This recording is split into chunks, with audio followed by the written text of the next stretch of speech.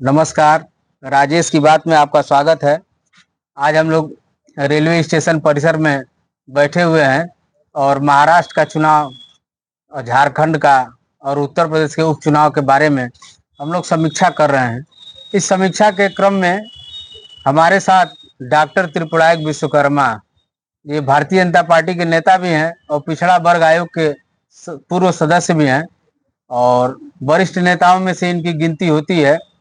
तो आज हम लोग इनसे जानेंगे, हमेशा ये घूमते ही रहते हैं, प्रवास पे रहते हैं, इनसे जानेंगे कि उपचुनाव उत्तर प्रदेश में और विधानसभा के चुनाव झारखंड और महाराष्ट्र में भारतीय जनता पार्टी एक जगह जीत रही है और एक जगह करारी हार भी हो रही है।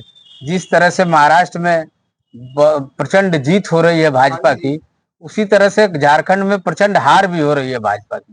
तो इन दोनों बातों पर आज हम लोग डॉक्टर त्रिपुरारी विश्वकर्मा को सुनेंगे कि आखिर एक जगह जीत रहे हैं, एक जगह हार रहे हैं, क्या कारण है। डॉक्टर साहब नमस्कार। राजेश जी के मन की बात में मैं सर्वप्रथम आपको धन्यवाद देना चाहता हूं कि आपने जो है मुझे आमंत्रित किया। इसके लिए मैं धन्यवाद और सभी श्रोताओं को भी मैं नमस्कार कर रहा हूं, उनको भी धन्यवाद दे रहा हूं जो हमारी बात सुनेंगे। उनको भी नमस्कार, धन्यवाद। मैं जनता को धन्यवाद देता हूं। जनता सर्वोपरि है। जहां जो अच्छा लगा, जो उसे ठीक लगा, उसने अपना निर्णय दिया। जनता की निर्णय का मैं सम्मान करता हूं। रही बात महाराष्ट्र में प्रचंड जीत की, तो महाराष्ट्र में मेरे पिछली भी सरकार रही है। महाराष्ट्र मेरा रहा है और झारखंड में जीत और हार लगी रहती है। झारखंड की बात रही तो झारखंड में जरूर जो है, चलिए हम झारखंड पर क्रमवार तरीके से आते हैं। उत्तर प्रदेश के उपचुनाव में आपकी अभी तक जो रुझान दिखा रहा है, उसमें शायद आप 7 या 2 का आंकड़ा है कि 7 में भाजपा आगे है, 2 में सपा आगे है। इसका क्या कारण मानते हैं? इसका कारण मानते हैं कि हमारी सरकार जो डबल इंजन की सरकार है, कार्य सुंदर कर रही है, व्यवस्थित कर रही है, शासन बढ़िया चल रहा है, स्वच्छ चल रहा है। हमारी योगी मोदी जो है वो हमेशा देश के लिए लगातार काम कर रहे हैं और जनता का विश्वास जीत रहे हैं, जनता के भावनाओं पे खरा उतर रहे हैं। स्वच्छ प्रशासन और निष्पक्ष काम और लगातार बटेंगे तो कटेंगे के नारे का असर है कि आपके सरकार के काम का असर है? क्या मानते हैं कि नारे का असर है कि आपके काम का असर है? नारे का असर नहीं है, जनता तो अब आंख खोल। इसका मतलब है कि योगी जी ने इस नारे को गलत दिया। मेरी बात पूरी सुन लीजिए। हाँ। नारा तो अपने जगह पे है, नारा कोई गलत नहीं है। इसलिए नारा गलत नहीं है कि जनता जान चुकी है, जनता जागरूक हो चुकी है। ये नहीं, वो अपना समझ रही है। आगे आप 7 सीट पिछले कार्यों का और पिछले जो तमाम अल्पसंख्यक आयोग बना करके, माइनॉरिटी आयोग बना करके, किसी वर्ग विशेषों का आरक्षण, किसी वर्ग विशेष को विशेष सुविधा दे करके जो उसने कर दिया था, उसको अब जनता समझ रही है। तो नारा हमारे योगी जी ने दिया है। बटेंगे तो कटेंगे के नारा की कोई भूमिका नहीं है इस विधानसभा। भूमिका काहे नहीं है? मैंने इसको भी मानते हैं। इसको भी मानते हैं, इसलिए कि जनता जान चुकी है। सांप्रदायिक नारे के आधार पर सांप्रदायिक नारा नहीं है ये।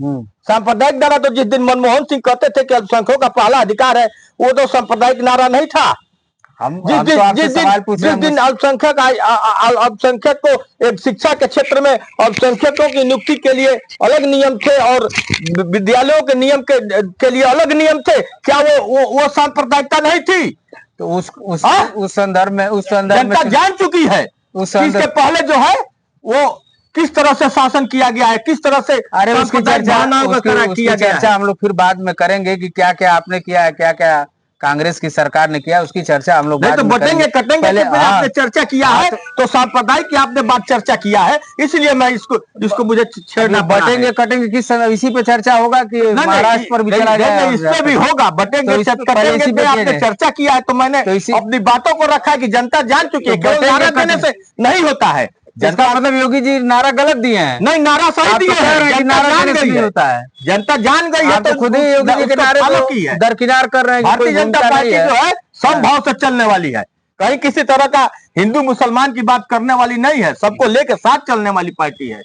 मतलब नारे का कोई भूमिका नहीं है उपचुनाव के जीत काहे नहीं है, उसका भी भूमिका है, जनता उसको समझ रही है, इसलिए उसकी भूमिका है, जनता समझ चुकी है। और झारखंड में ये नारा काम किया है कि नहीं किया? बटेंगे तो कटेंगे। झारखंड में का पृष्ठभूमि दूसरी है। हाँ बताइए। वहाँ आदिवासी क्षेत्र है, आदिवासी क्षेत्रों में जो है कांग्रेस जो है लगातार झूठ बोलने का काम करती है। पिछले कर्नाटक चुनाव में उसने कहा, इसी झूठ पर तो झारखंड की जनता ने मुहर लगाया। इसका मतलब आपका जमाई गांव का मुद्दा वहां आप कर गया, जनता ने उसको स्वीकार नहीं किया कि आपने जो जमाई गांव का मुद्दा उठाया था।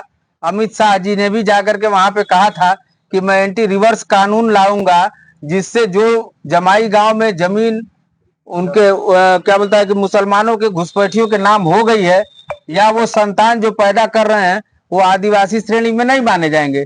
इसका मतलब कि ये जो मुद्दा उठाया गया था भाजपा के द्वारा तो फ्लॉप कर गया। जनता वहां नहीं समझ, हमारे नेता हम लोग वहां तक उसको समझाने में सक्षम नहीं रहे। जनता के समझ पे आप सवाल उठा रहे हैं? नहीं, हम लोगों ने समझाने में, हम अपने समझ पे सवाल उठा रहे हैं कि हम लोगों ने उसको प्रस्तुत करने में पूर्ण रूप से हमने जनता के बीच उसे हम ले नहीं गए, प्रस्तुत नहीं कर पाए, यह हमारी असफलता है। दुनिया की सबसे बड़ी कैडर वाली पार्टी है और एक विधानसभा का चुनाव और वहां नहीं पहुंचा पाया अपनी बात को।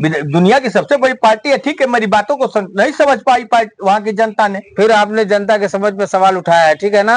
हाँ। महाराष्ट्र पे आइए। महाराष्ट्र पे आप चुनाव जीत रहे हैं, जीत गए हैं, प्रचंड जीत है। तो वहां जीत की किन कारणों को मानते हैं कि आप प्रचंड जीत की तरफ?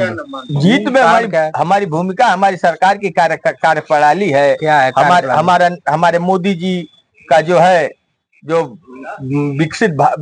विकसित भारत का मिशन है, जो उन्होंने देश को आगे बढ़ा रहे हैं, लगातार आगे ले चल रहे हैं, हर क्षेत्र में ले जा रहे हैं। इसका मतलब ये लोकसभा भी दे रहे हैं। लोकसभा के चुनाव में जनता ने मोदी जी को नहीं माना, विधानसभा के चुनाव में मान रहे हैं कि मोदी जी। लोकसभा के चुनाव भी माना, लोकसभा के चुनाव भी माना, तभी तो मोदी जी हमारे प्रधानमंत्री बैठ के बने हुए हैं। लोगों का कहना है कि लाडली बहना योजना और मैया योजना दोनों सफल रहे हैं, दोनों विधानसभा के चुनाव में, झारखंड और महाराष्ट्र में। इसमें बहुत बड़ी भूमिका कोई किसी मुद्दों की नहीं रही है, क्योंकि लगभग 68 या 70% महिलाओं का वोट इस बार पड़ा है, जिसमें 2.5% पिछली बार से अधिक वोट पड़ा है। तो विश्लेषकों का भी मानना है कि ये जो लाडली बहना योजना स्कीम है, झारखंड में मैया क्या स्कीम करके है, उसकी भूमिका ज्यादा रही है चुनाव को जितवाने में, क्योंकि दोनों सत्ताधारी दल थे और दोनों ने घोषणा किया और जनता ने उस पर, महिलाओं ने उस पर बढ़ चढ़ के हिस्सा लिया। देखिए, मैं बता दूं, मोदी जी एक विश्वास का नाम है।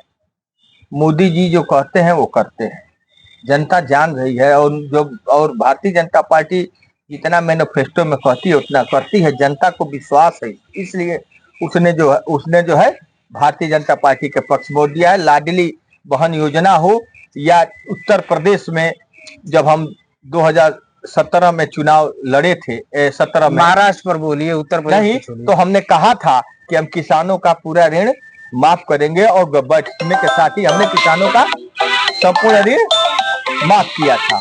तो मतलब क्या है, लाडली बहना योजना की भूमिका है कि नहीं? लाडली बहन की भूमिका, मुख्यमंत्री एकनाथ शिंदे की भूमिका वहाँ है कि नहीं चुनाव जीतने में? है, हमारी मुख्यमंत्री एकनाथ शिंदे की है, हमारे फडणवीस साहब की है, हमारे मोदी जी की है, सबकी भूमिका है, हमारी पूरी पार्टी। मतलब यही भूमिका लोकसभा में, चूंकि यही नेता सत्ता में थे, लोकसभा के चुनाव में महाराष्ट्र में सीटें घट गई, तो वहां पे उनकी विश्वास का नाम की, मतलब मोदी जी विश्वास का नाम है, वो नहीं काम किया वहां। लोकसभा में कुछ परिस्थितियां नहीं बन पाई, जनता ने नहीं समझ पाया।